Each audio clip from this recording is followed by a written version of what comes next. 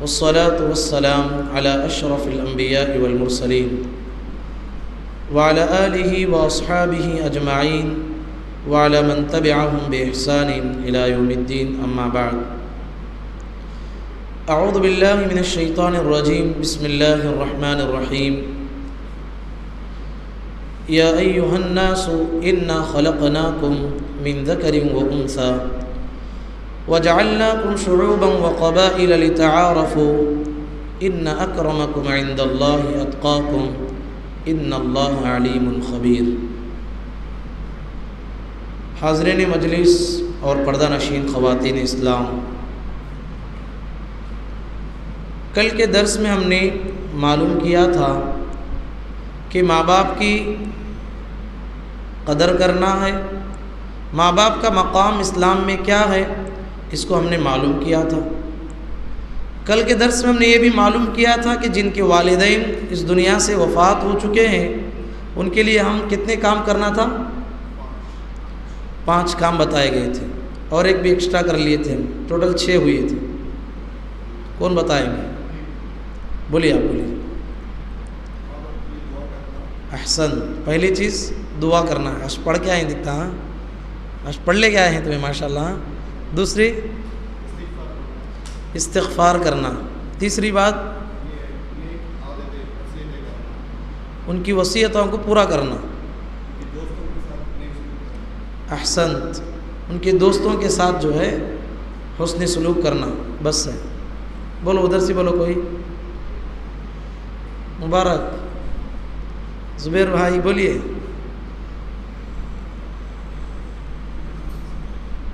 پانچویں چیز کیا ہے؟ ہمیں لائن سے بولتے نا، دعا، استغفار۔ تیسری چیز کیا ہے؟ ان کی وصیتوں کو پورا کرنا، ماں باپ کے دوستوں کے ساتھ اس نے سلوک کرنا۔ پانچویں چیز ہاں رشتہ داری کو جوڑنا۔ اصل یہی سننا چاہ رہا تھا۔ کیا کرنا ہے؟ ان کی جانب سے جو رشتے بنتے ہیں اس کو جوڑ کے رکھنا۔ اور چھٹی چیز ہم نے معلوم کی تھی کہ ان کے جانب سے ہمیں صدقہ کرنا ہے۔ بارک اللہ فیکم۔ تو یہ 6 میں سے سب سے اہم چیز جو ہم نے پڑھا وہ ان کی جانب سے رشتوں کو جوڑنا ہے۔ بہت سارے لوگ دیکھتے ہیں ماں باپ کا انتقال ہو گیا، اب ان کی جانب سے جو رشتے بنتے ہیں اس کو توڑ دیتے ہیں۔ ننیالی رشتہ ہے، ددیالی رشتہ ہے، زیادہ تعلقات نہیں، آزادی سے جی رہے ہیں، خوشی میں غم میں رشتہ داروں کو شریک نہیں کرتے، حال چال نہیں پوچھتے۔ غلط بات ہے۔ آپ کو رشتے کو جوڑنا ہے۔ رشتے 3 طرح کے ہوتے ہیں۔ باپ کی جانب سے جو رشتہ بنتا ہے وہ کون سا رشتہ ہے؟ ددیالی رشتہ ہے۔ ماں کی جانب سے جو رشتہ بنتا ہے وہ ننیالی رشتہ ہے۔ لیکن شادی کے بعد ایک رشتہ وجود میں آتا ہے، وہی سسرالی رشتہ ہے۔ شریعت نے کہا ان 3 رشتوں کو نبھا کے چلنے کا نام صلہ رحمی ہے۔ ان 3 رشتوں کو نبھا کے چلنے کا نام صلہ رحمی ہے۔ اللہ نے فرمایا یا ایھا الناس انا خلقناکم من ذکر و انثی، اے لوگوں ہم نے تمہیں ایک مرد ایک عورت سے تمہیں پیدا کیا ہے۔ وجعلناکم شعوبا، اور تمہارے قبیلے اور کنبے میں تم کو تقسیم کیا ہے۔ لتعارفوا، فخر کرنے کے لیے نہیں، ایک دوسرے کو جو ہے نیچا دکھانے کے لیے نہیں، لتعارفوا، ایک دوسرے کو پہچاننے کے لیے، پہچان کے لیے ہم نے اس طرح کیا۔ ان اکرمکم عند اللہ اتقاکم، اللہ کے نزدیک سب سے معزز، پاکیزہ اور بہترین انسان پیسے والا نہیں ہے، زیادہ جائیداد والا نہیں ہے، خوبصورت نہیں ہے، باڈی والا نہیں ہے۔ کون ہے؟ اتقاکم، تم میں سے سب سے زیادہ جس کے پاس تقوی ہوگا وہ اللہ کے نزدیک پیارا ہے۔ چاہے وہ کالا ہو، چاہے وہ گورا ہو، چاہے وہ مالدار ہو، چاہے وہ غریب ہو، اللہ کے پاس یہ تفریق نہیں ہے۔ جس کے پاس تقوی زیادہ ہے وہ اللہ کے نزدیک معزز ہے۔ ان اکرمکم عند اللہ اتقاکم۔ تو حضرات، رشتہ داری یہ بہت بڑی چیز ہے کہ اللہ کے نبی محمد الرسول اللہ صلی اللہ علیہ وسلم جب مکہ چھوڑ کے مدینہ آئے مدینہ آئے تو بہت سارے صحابہ آپ کو گھیر لے رہے تھے. تو عبداللہ بن سلام رضی اللہ عنہ جو ابھی اسلام قبول نہیں کیے تھے، یہودیوں کے سب سے بڑے عالم، بہت شریعت کا علم رکھتے تھے، وہ دیکھا کہ ایک پیغمبر آئے، لوگ ان کے اطراف ہجوم کے طور پہ جمع ہو رہے، تو دور سے دیکھا نبی صلی اللہ علیہ وسلم کے چہرے پہ نگاہ پڑی تو عبداللہ بن سلام رضی اللہ عنہ نے چیختے ہوئے کہا اللہ کی قسم یہ کسی جھوٹے انسان کا چہرہ نہیں، چہرہ ہی بتاتا ہے کہ سچا ہے. اب چلو قریب جائیں گے، کیا بول رہے ہیں سنیں گے. قریب آئے تو اللہ کے نبی صلی اللہ علیہ وسلم لوگوں کو تعلیم دے رہے تھے، ایھا الناس، اے لوگو، افشوا السلام، کہ لوگو سلام کو عام کرو، واطعموا الطعام، لوگوں کو کھانا کھلاؤ. تیسری تعلیم دی وصلوا الارحام، رشتوں کو جوڑو، وصلوا باللیل والناس نیام، کہا کہ اس وقت میں اٹھ کے نماز پڑھو جس وقت میں کہ عام طور پہ لوگ سو جاتے ہیں، یعنی تہجد کی نماز ہے.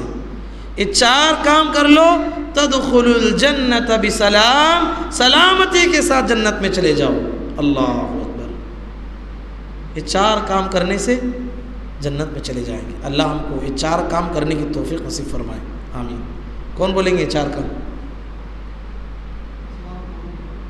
احسنت، بولیے، اب بولیے.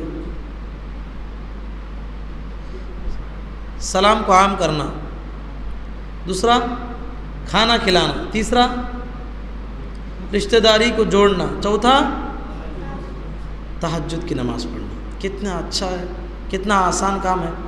اللہ کے راستے میں جا کے گردن نہیں کٹانا ہے. اب تمہارا کو جو موقع ملا ہوا ہے وہ کرو کہ 4 کام کرنے سے تمہیں جنت مل جائے گی. تو جہاد کرنے پہ وہی جنت ہے، آپ کو وہی عمل کرنے سے جنت ملے گی. اللہ کے راستے میں جو ہے یہ 4 کام ہمیں کرنا ہے. ان میں سے سب سے اہم کیا ہے؟ رشتہ داری کو جوڑنا ہے. والذین یصلون ما امر اللہ بہ، اللہ نے مومنوں کی تعریف کرتے ہوئے فرمایا اللہ کے نیک بندے وہ ہیں جو رشتوں کو جوڑتے ہیں. منافق وہ ہے، کافر وہ ہے جو نافرمان ہے، جو رشتوں کو توڑتے ہیں. اللہ نے فرمایا سورہ محمد میں فَهَلْ عَصَيْتُمْ إِن تَوَلَّيْتُمْ أَن تُفْسِدُوا فِي الْأَرْضِ وَتُقَطِّعُوا أَرْحَامَكُمْ أُولَٰئِكَ الَّذِينَ لَعَنَهُمُ اللَّهُ.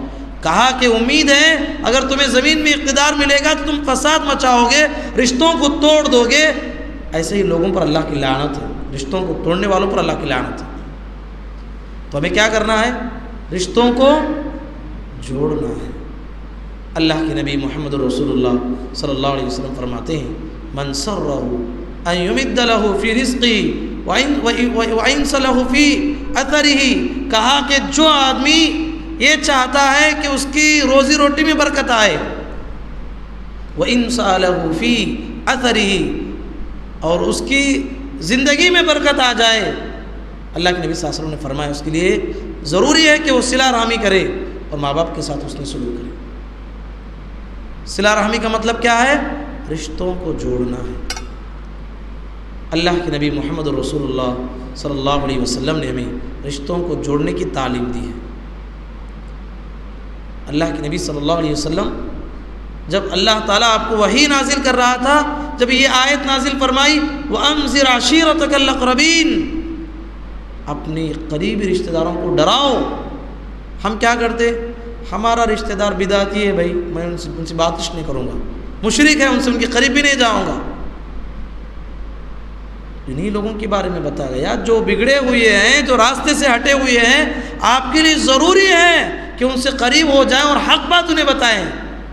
کیا بعید ہے کہ تمہاری ایک بات سے جو ہے ان کی زندگی بن جائے؟ توڑنا نہیں ہے، قریب ہونا ہے. اس لیے اللہ تعالیٰ نے فرمایا وَأَنذِرْ عَشِيرَتَكَ الْأَقْرَبِينَ، اے پیغمبر آپ اپنے رشتہ داروں کو ڈرائیے، اللہ کا پیغام سنائیے. یہ آیت نازل ہوئی تو نبی صلی اللہ علیہ وسلم پہاڑ پہ چڑھ گئے، کوہ صفا پہاڑ پہ چڑھ گئے. اس زمانے کا رواج تھا کوئی اہم بات ہوتی تو آدمی پہاڑ پہ چڑھ جاتا اور پورے کپڑے نکال کے جو ہے حرکت دیتا کپڑوں کو، تو سارے لوگ جمع ہو جاتے کہ کوئی اہم بات ہے. تو اللہ کے نبی صلی اللہ علیہ وسلم نے اسٹیج کے طور پر اس پہاڑ کو استعمال کیا، پہاڑ پہ چڑھ گئے. اب سارے لوگ محمد رسول اللہ صلی اللہ علیہ وسلم چڑھے ہیں، کوئی اہم بات ہوگی بہت سارے لوگ حاضر ہو گئے اور بہت سارے لوگ نہیں آ سکے تو اپنے جانب سے لوگوں کو بھیجا کہ جاؤ کیا بات ہے پوچھ کے آؤ، سن کے آؤ۔ تو اللہ کے نبی صلی اللہ علیہ وسلم نے اپنے خاندان کے ایک ایک فرد کو، قبیلے کے بڑے بڑے سردار کا نام لے کے فرمایا، اے لوگو، اے بنی ہاشم کے لوگو، اسلام قبول کر لو، نار جہنم سے بچا لو اپنے آپ کو، قیامت کے دن میں تمہارا کچھ کام نہیں آنے والا ہوں۔ اے عبد المطلب کے خاندان والو، اسلام قبول کر لو، ایک اللہ کے مان لو، آخرت میں نجات ملے گی، میں نار جہنم سے تمہیں نہیں بچانے والا ہوں۔ وَيَا فَاطِمَةَ أَنْقِذِي نَفْسَكِ مِنَ النَّارِ فَإِنِّي لَا أُغْنِي عَنْكِ مِنَ اللَّهِ شَيْئًا، کہا کہ اے فاطمہ اپنے آپ کو نار جہنم سے بچا لے، میں بھی تیرا آخرت میں کچھ کام نہیں آنے والا ہوں۔ یعنی اسلام لانے ہی سے آخرت میں نجات ملے گی۔ غیر انی ذی رحم، کہا کہ ہاں دنیاوی اعتبار سے میں رشتہ دار ہوں تمہارا، رشتہ داری کو نبھاؤں گا، دنیا میں جو رشتوں کے حقوق ہیں وہ سارے نبھاؤں گا، رشتہ داری کو باقی رکھوں گا، لیکن اس کا مطلب یہ نہیں ہے کہ میرے رشتہ دار کی بنیاد پر آخرت میں تمہیں نجات دلاؤں، ایسا نہیں ہو سکتا، تمہاری نیکی ہی تمہیں کامیاب بنانے والی ہے۔ تو اس پہاڑی وعظ میں اللہ کے نبی صلی اللہ علیہ وسلم نے اپنے رشتہ داری کا واسطہ دیتے ہوئے کہا رشتہ داری کو تو نبھاؤں گا، لیکن آخرت میں جو ہے تمہارا عمل تمہارا ساتھ دینے والا ہے۔ انسان سے غلطی ہوتی ہے، دل بڑا رکھنا چاہیے، معاف کرنے کا جو ہے حوصلہ رکھنا چاہیے۔ کوئی ایک بات بولتا ہے، ہم اسے 10 بات بولنے کے لیے تیار ہوتے ہیں، کوئی ایک مارتا ہے، ہم 10 مارنے کے لیے تیار ہوتے ہیں، ایسا نہیں ہونا چاہیے۔ دیکھیے اللہ کے نبی صلی اللہ علیہ وسلم نے فرمایا لا يحل لمسلم ان يهجر اخاه فوق 3 ليال يلتقيان فيعرض هذا ويعرض هذا وخيرهما الذي يبدأ بالسلام، کہا کہ کسی مسلمان کے لیے جائز نہیں ہے کسی دنیاوی چھوٹے سے چھوٹے معاملے کے لیے آپس میں جدا ہو گئے 3 دن سے زائد بات چھوڑنا جائز نہیں ہے۔ جب وہ دکھتا ہے تو ایک دوسرے سے مڑ جاتے ہیں، دونوں میں سب سے بہتر وہ ہے جو سلام کے ذریعے سے آگے بڑھ جائے۔ من تواضع للہ رفعہ اللہ، جو تواضع اختیار کرتا ہے اللہ اسے بہت بڑا بناتا ہے۔ ایک واقعہ کتب احادیث میں ملتا ہے، حضرت عائشہ صدیقہ رضی اللہ تعالی عنہ آپ کے بھانجے تھے عبداللہ بن، کوئی بولے عبداللہ بن زبیر رضی اللہ عنہ، عائشہ رضی اللہ تعالی عنہ کے بھانجے تھے۔ تو عائشہ رضی اللہ تعالی عنہ بہت سخی تھی، ہزاروں لاکھوں کے درہم آتے ایک دن میں صدقہ کر دیتی تھی۔ تو ایک دن کا معاملہ ہے کہ عائشہ رضی اللہ تعالی عنہ ایک بہت بڑی چیز صدقہ کر دی۔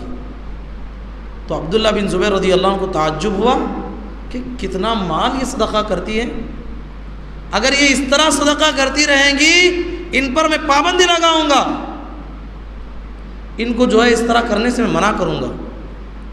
یہ بات عائشہ رضی اللہ عنہ کو معلوم ہوئی، عائشہ رضی اللہ عنہ ناراض ہو گئی، کہا کہ میرا اختیار ہے، میرے مال میں صدقہ کر سکتی ہوں، عبداللہ نے اتنی بڑی بات کہی کہ میرے اوپر حجر لگائیں گے، پابندی لگائیں گے، اللہ کی قسم آج کے بعد سے میں اس سے بات نہیں کروں گی۔ کیا کہا؟ اللہ کی قسم میں اس سے آج کے بعد سے بات نہیں کروں گی۔ کئی دن گزر گئے، عبداللہ بن زبیر رضی اللہ عنہ کو بڑی تکلیف ہو رہی تھی کہ مائی عائشہ رضی اللہ تعالیٰ عنہ مجھ سے بات نہیں کر رہی ہے، سلام کا جواب نہیں دے رہی ہے، بہت پریشان تھے۔ اللہ کے نبی صلی اللہ علیہ وسلم کے صحابی 2 صحابہ کے ساتھ ان کے گھر پہنچے، مسور بن مخرمہ، عبد الرحمن بن اسود رضی اللہ تعالیٰ عنہ کے ساتھ۔ گھر کو آنے کی بھی اجازت نہیں تھی، اب یہ دونوں سے کہا کہ کسی طریقے سے میرے خالہ سے مجھے ملا دو۔ گھر پہنچے، عائشہ رضی اللہ عنہ اس زمانے میں تعلیم دیتی تھی صحابہ کو۔ 2 صحابہ نے کہا السلام علیکم، کیا ہمیں اندر آنے کی اجازت ہے؟ عائشہ رضی اللہ تعالیٰ عنہ نے کہا کہ ہاں، وعلیکم السلام، اندر آنے کی اجازت ہے۔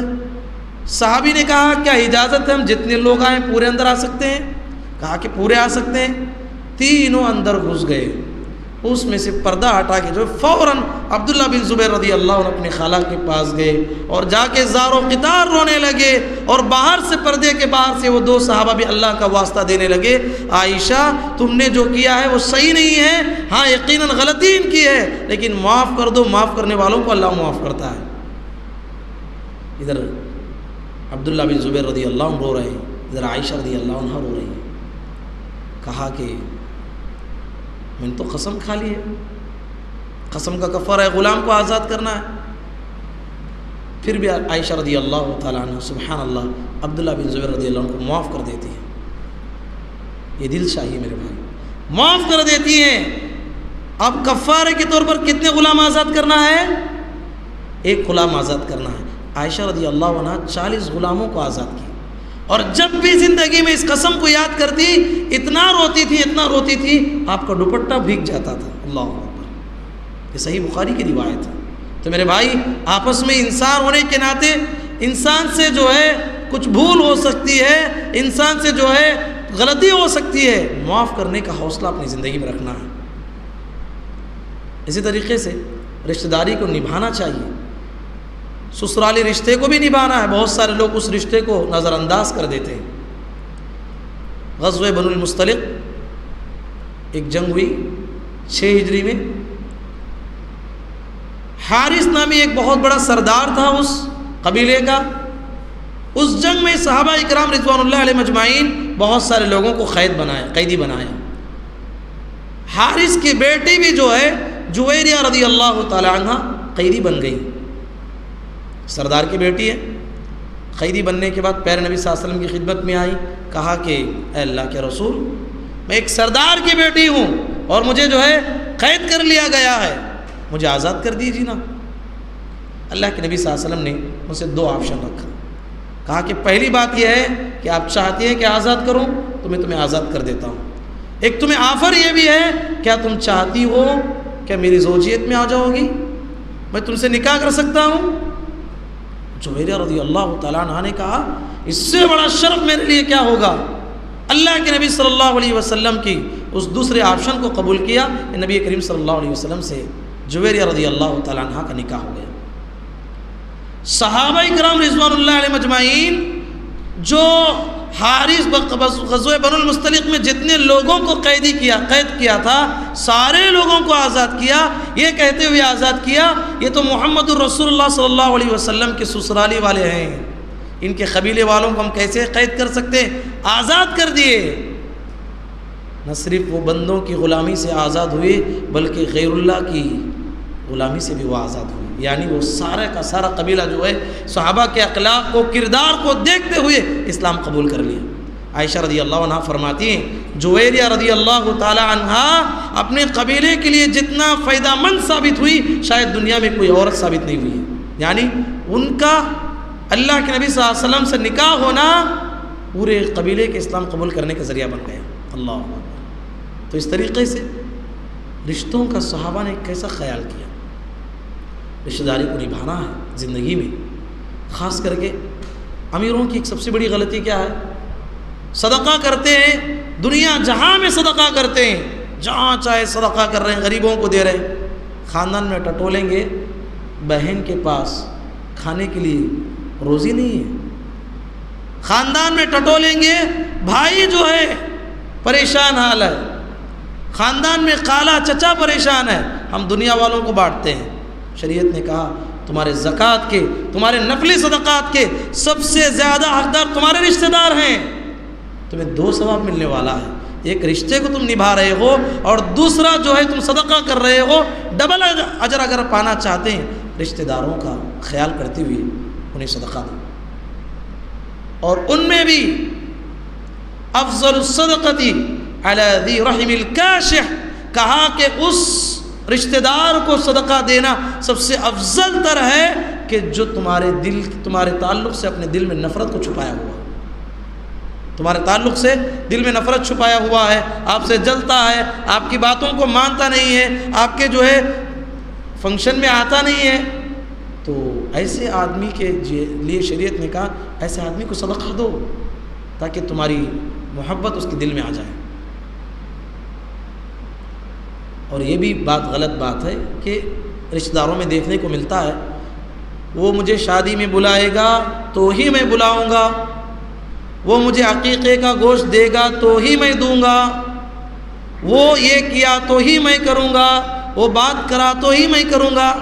لیس الواصل بالمکافی، پیارے نبی صلی اللہ علیہ وسلم نے کہا برابری کرنے والا، رشتے کو نبھانے والا نہیں، آگے والا تمہارے ساتھ برا سلوک کر رہا ہے، آگے والا تمہیں بلاتا نہیں، آگے والا تمہیں ہدیہ دیتا نہیں، آگے بڑھ کے اس رشتہ دار کے ساتھ اس نے سلوک کرنا، اسے ہدیہ دینا، اپنے خوشی اور غم میں شامل کروانا، یہ اصل حقیقت میں جو ہے رشتے کو نبھانا ہے۔ بات سمجھ میں آ گئی؟ رشتہ داری کی اسلام میں اتنی بڑی اہمیت اور اسلام کی سب سے بڑی تعلیم ہے، آج اسی کو ہم جو ہے پس پش ڈال دیے۔ اللہ تعالیٰ سے دعا ہے اللہ تعالیٰ کہنے والے اور سننے والوں کو، پروردگار ہم تمام کو رشتوں کو نبھا کے زندگی گزارنے کی توفیق